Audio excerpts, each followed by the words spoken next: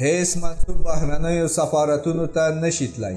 تاسې ته به په دې ویډیو کې د کورنیو چارو وزارت هغه پریکړه در واوروو چې د پولیسو منسوبینو په اړه یې کړې ده. ولې مخکې له هرڅه د افغانستان ایکسپریس چینل سبسکرایب کړئ ترڅو زمونږ نوې ویډیوګانې له لاسه ورنکړئ. د کورنیو چارو وزیر امرالله صالح وایی نور د کورنیو چارو وزارت هیڅ منسوب نشي کولای له خبرتیا پرته بهرنیو سفارتونو ته تګ راتګ وکړي. ښاغلي صالح ویلي دغه پریکړه د کورنیو چارو وزارت د ملي منسوبینو او ملي پولیسو د عزت او غرور ساتنې په موخه کړې ده.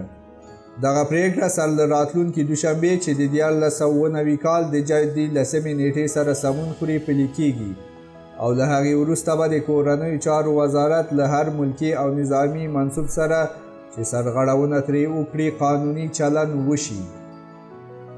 د کورنیو چارو وزیر ویلي وروسته له دې د کورنیو چارو وزارت هیڅ منسوب او پولیس نشي کولای د خپلې اړوند یا جاسوسۍ ضد ادارې له خبراوي پرته کوم سفارت ته دننه شي.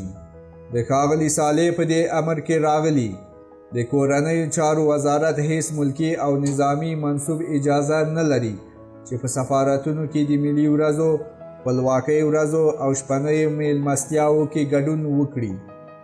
هغه ټینګار کړی چې د سفارتونو د امنیت ساتنې کنډک اړ دی چې سفارتخونو ته د کورنیو چارو وزارت د منسوبینو د تګ راتګ څخه وزارت مشرتابه ته راپور ورکړي. مننه چې د دې ویډیو تر پایه مونږ سره وئ. تاسې کولی شئ خپلې تبصرې او وړاندیزونه په کامنټ کې له مونږ سره شریک کړئ. ستاسو د تبصرو او وړاندیزونو په هیله